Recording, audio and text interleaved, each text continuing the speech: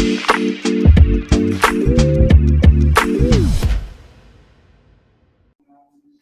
right, we're back here on the Chasing West podcast, taping this on a Wednesday night. First timer Coach Lamar Brown of the West Knoxville Rebels is here.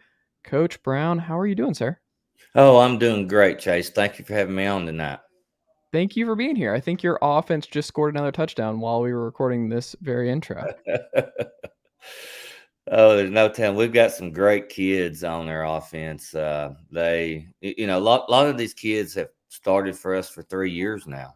Since they sophomores. When this senior class come in, we had 5 different kids that started for us as freshmen, and got beat in the state semifinals by Central. It's the best class I've ever coached.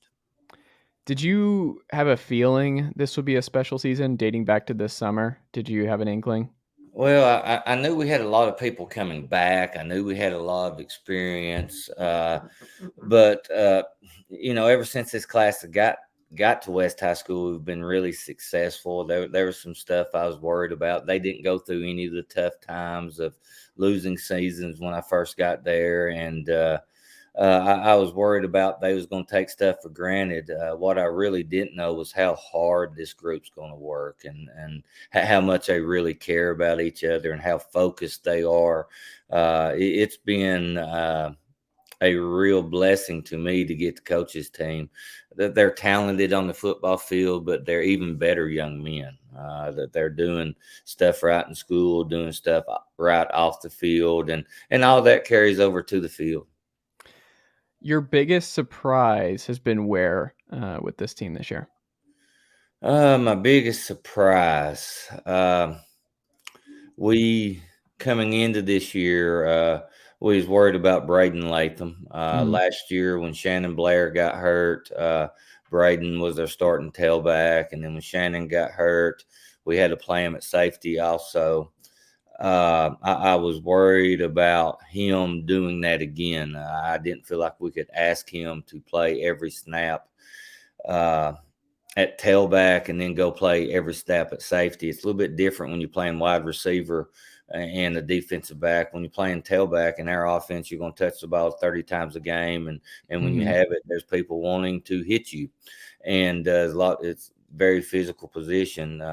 Marshawn Bowers, the transfer from Kings Academy, stepped in and has taken the safety role off of Braden.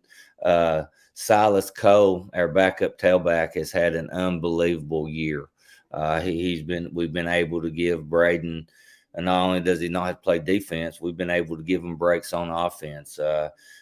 Silas came in, giving Braden a break on the first drive against Alcoa and bust off a 50-yard touchdown run against him. He has been a real surprise for us. The thing that's really been probably the second biggest surprise is the way this team has stayed motivated. This team has been through a lot of adversity in their 4 years there, and I think that has really paid off for us this year. That there's not a whole lot that another team can throw at them offensively or defensively that they haven't seen before. But also when bad things happen, this team we got a very questionable call at the end of the Alcoa game that gave them a first down. And I had so many people comment to me that, they couldn't believe the kids handled that well and just kept playing. But when this group of sophomores, Oak Ridge fumbles the ball in the state quarterfinals. We recover it, and Oak Ridge gets the ball back. So, and our season ends up ending. So they went through that they had faced that adversity before, and they responded really well to it.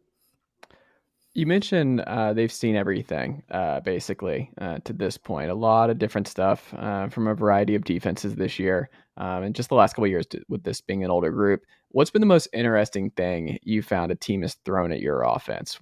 Is there some kind of specific scheme that they've thrown at you, a specific type of game plan that you were like, this is testing us. This was not something I maybe had previously anticipated was a possibility. Well, it seems like a lot of teams change some little stuff that they do against us than Mhm, what we see on film. The biggest thing that we're seeing this year is a lot of people are trying to stunt linebackers a bunch. mhm. And it gave us some problems early on in the season. Bearden was really successful at stunning some linebackers against us and us turning them loose and them making plays. But that script has flipped here recently that our kids have really worked hard on being able to see the linebackers coming and slow offensive linemen slowing down their pass a little bit. Right now, offensive line's really excited to see linebackers coming because they know if they can get Braden or Silas to the second level, there's nobody there, and they've done a really good job picking that up.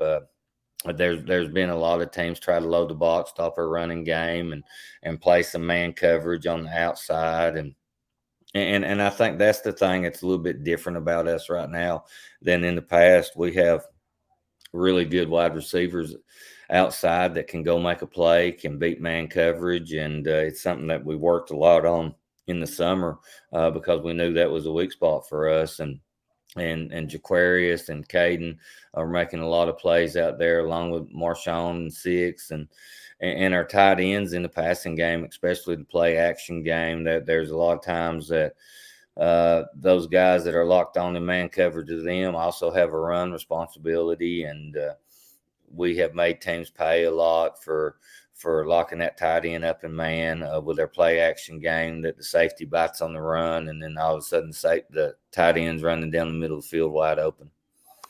I feel like I've seen that a lot across high school football this year, and you see it. Like I'm from Georgia, and I mean, just the name of the game now with tight ends is just. I mean, Georgia obviously has just they're growing these like these supremely talented, just all-purpose tight ends. It's kind of like what the linebacker position has turned into, where you're basically what a linebacker is now is what a safety was 10 years Yes. ago.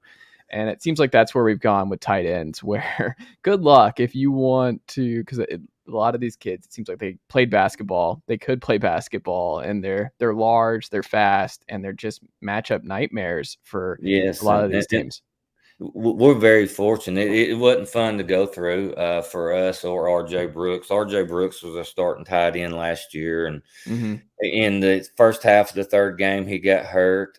Thade Sterling stepped in and played rest of the year. RJ was a junior last year. Thade was a sophomore, and so we're very fortunate to have those two guys back.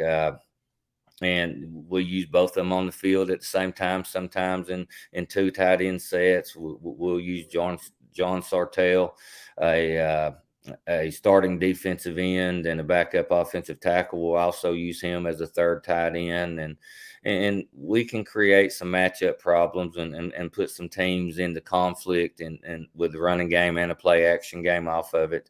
Uh, we're very fortunate that we've got two really good tight ends that can block and get down the field and catch football. Like it. You mentioned Alcoa. That was just it was amazing to watch that game at the end and see just the back and forth nature, and you could just tell it was such a big win for your program and your guys just celebrating big time in the end zone after the pick. But now that you've had a little bit of time to reflect on it, how big of a win was the Alcoa win for you and your program?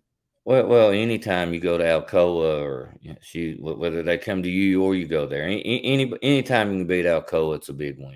Mhm. We had talked all week, and it was a strange game because in the grand scheme of what we want to do in playoffs and everything else, that game really don't matter. Mhm. Uh, and but it was also probably the biggest game in the state Mhm. that week, and our kids was excited about it. Our kids was heartbroken last year that they felt like that was a game we should have won, and nobody really believed in us going into that game except the people in that locker room, and ended up getting beat by one in double overtime, and that hurt. I think they carried that with them a lot throughout the off season, and they was really excited about that game and going to Alcoa, and we knew we talked about it all week. It was going to be a back and forth football game. There's going to be momentum swings. We just had to keep playing, and it was going to be a 48-minute ball game. And it came down to the last 20 seconds of the ball game. I think there's about 18 seconds left in the ball game when Ryan Scott picked off the pass in the end zone, and what an unbelievable play that was by that young man. But our kids was excited. It was a big win for our program. In East Tennessee, if you want to talk about the two powerhouses in East Tennessee, it's Alcoa and Maryville. Mm-hmm. And to go to Alcoa and come out with a win, I think it's big for any football program. 2 shutouts in your last 3 games. How? Defensively, we're pretty good. Mm-hmm.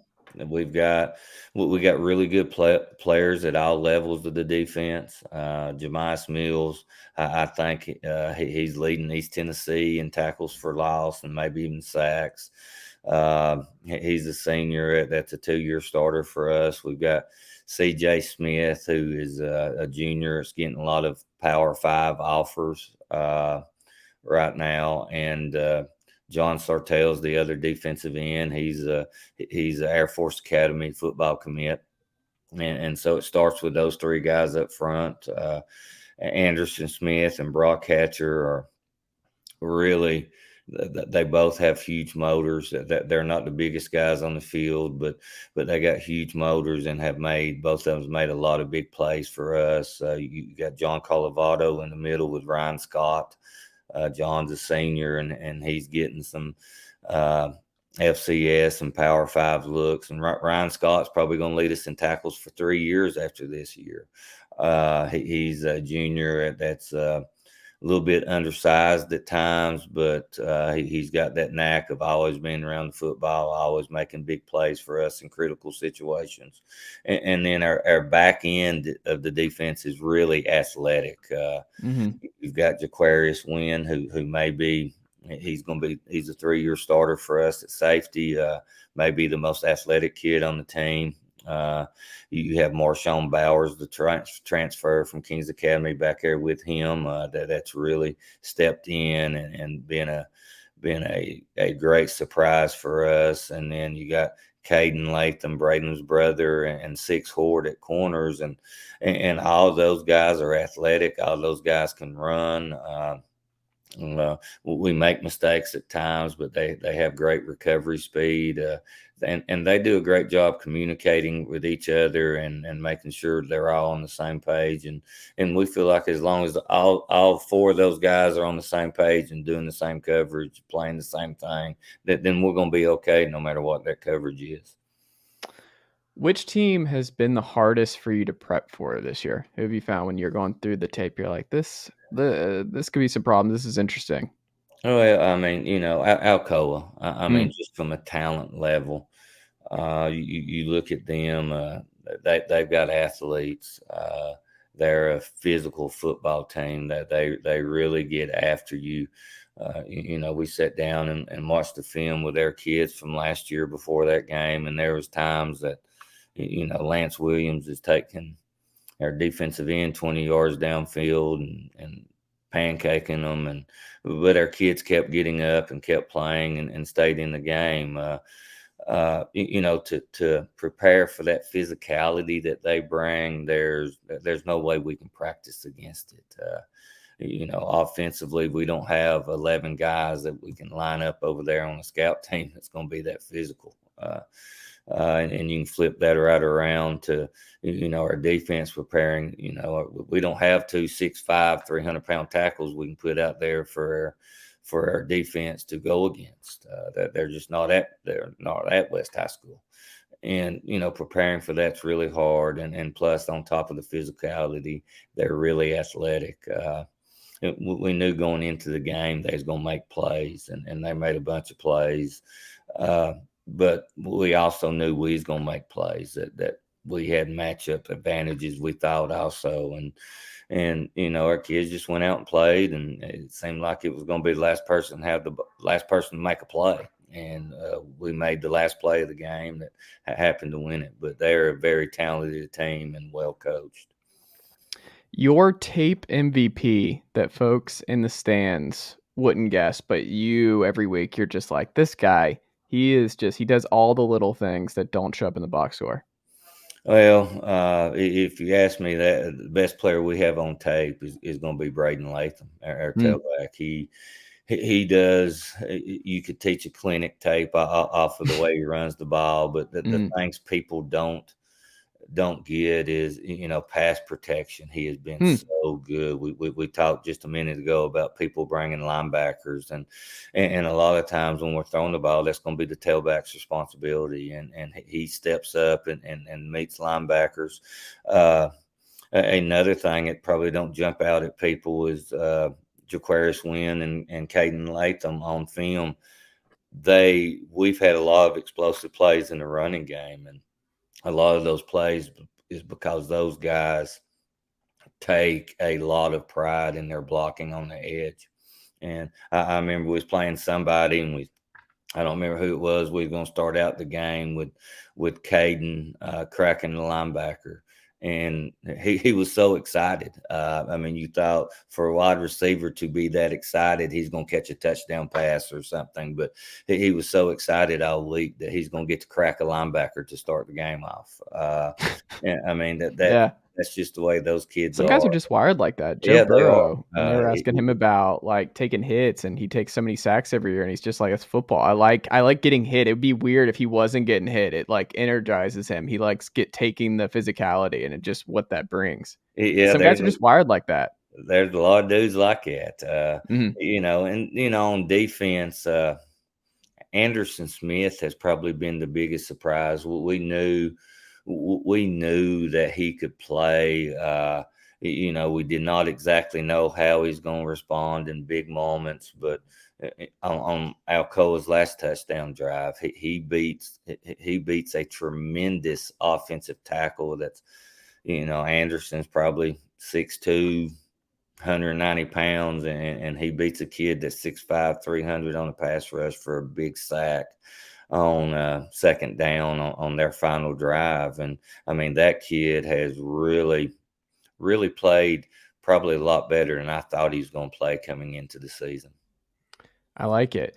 Um, Cott County early tape thoughts with the bye this week. You got a little bit more time to prepare. How are you feeling about that game 2 weeks out? What are you most excited about seeing your team do against them next week? Well, it's another region game for us. It's next to last one, and one of the things our kids want to do is that they want to host the first and second round of the playoffs, Mhm. and do that. And for us to do that, it starts with Cott County. Then we got to close the year out with Central, but Cott County is a much improved football team. Scotty Dykes has done a great job with them. You put on the tape, and they're in a lot of ball games, and it seems like they're at that point to where they're in the ball game, but they're going to fumble a ball. They're Mm. going to have a they're going to bust an assignment on defense and give up a big play, and then it seems like things blow up from there. But they are a much improved team. They got really good athletes, and we know that they're going to come in here and give us their best shot. We've had a bullseye on our back all year. We've got everybody's best shot, so I don't expect anything less from Cott County. Expectations the rest of the way. Does this feel like the best team you've had at West to this point, and does this kind of feel like a state title team for you? I know you don't want to count your chickens before they hatch, but do you kind of get that feeling that this team could run the gauntlet? Well, I don't know about all that, Chase, but I do know this is a fun group to coach. Hmm. I want to coach this group as long as I can. This group wants to play as long as they can. Our team will tell you that their goal next Friday is to be better than they was the last time we played, and that's been our goal every week this year. And we just want to keep getting better. I don't think we're nowhere near peaking. Hmm. There's a lot of things we continue to get better at each week, and this group has really. I know it sounds like coach speak, but this group has really bought into it. That they talk about. They want to get better. They're asking you questions. What can we do this week, coach, to be better? And so these teams don't come along very often, and I would love to coach this team as long as I could. I like it. Coach, how did the good folks listening in East Tennessee support the West Rebels the rest of the way? What would you like to plug and make sure the good folks know about the program and what they can do over the next couple weeks? Well, the biggest thing about our West community, it is an unbelievable community. When I first came to West, a lot of people said, West isn't really a community, and I really didn't know what they meant till people was Mm. asking me where I lived at, and I told them where I lived at, and people would say, "Well, that's Bearden, right?" And I'm like, "Oh, no, no, it's not Bearden." But to Uh, be fair, it is a but little confusing. As someone who it, lived in West for a little it, over a year, it's very confusing. it is, but our community's really bought in. They meet our every need, and that starts with Dr. Ashley Speaks, the principal. She's been unbelievable to our football program, and it's been unbelievable having her at West High School. But her energy is fed into the community, and it is a great school. It is a great community to be in, and I couldn't be more proud of them. What's your favorite go-to spot in West, eating My wise? favorite what? Go-to eating spot in West. Where's your favorite? It has to be dead end. The Oh, dead end, okay. the dead end barbecue is pretty good. George is unbelievable to our program, and I can't tell you what George can tell you. They're top 20 barbecue place in the nation and all that Yeah. stuff, but it's an unbelievable place. What's your plate? What's your go-to on your barbecue plate, Coach? Oh, the burn ends is pretty. You can't beat the burn ends, and Okay. you've got to finish the meal with some banana pudding. I mean, Yeah. it's great. Do you have any game day rituals that you do every Friday? Oh me, coaches will probably tell you I have some, but I guess the question I always get asked the most is, Lamar, why don't you ever eat pregame meal? Yeah. Well, I mean, most time I just ate at 12 or 1 o'clock, and Uh-huh. pregame meals at 4. I'm not hungry is the biggest thing, but Yeah. I guess if you ask people, they're going to tell you that's what it is. Now, there's a couple of things. I always have to have. I have to have 2 pens. I have to have a black Sharpie. Okay. Other than that, I don't know of any. Are you a coffee guy? Coffee guy? Yes, I love coffee. Okay. Are you doing black coffee? Or are you doing putting stuff in it? What's your coffee situation? I'm probably doing a little bit of half and half in it, Okay. and that'll be it. You seem like you're not a bit like you don't need a bunch, dude. You're not doing 7 to 8. You're not doing the Dan No, Campbell. no, no, no, no. I'm not in the summer. My wife fusses at me all the time. No, those are going to kill you in the summer. I'm a Red Bull guy. When Oh, it you're a turns Red Bull cold, guy. I'm a coffee guy. So Okay. I'll have one Red Bull or one coffee each day and go from there. You're not mixing them though, right? I'm not mixing them. No. Okay, that's some Will Levis stuff right there. Dunking the whatever the coffee and the mayo or whatever he's doing. He's just a monster with all the stuff he's doing. Coach, this has been great. I appreciate you making the time, and we'll have to check back in again soon. Okay. Thank you, Chase.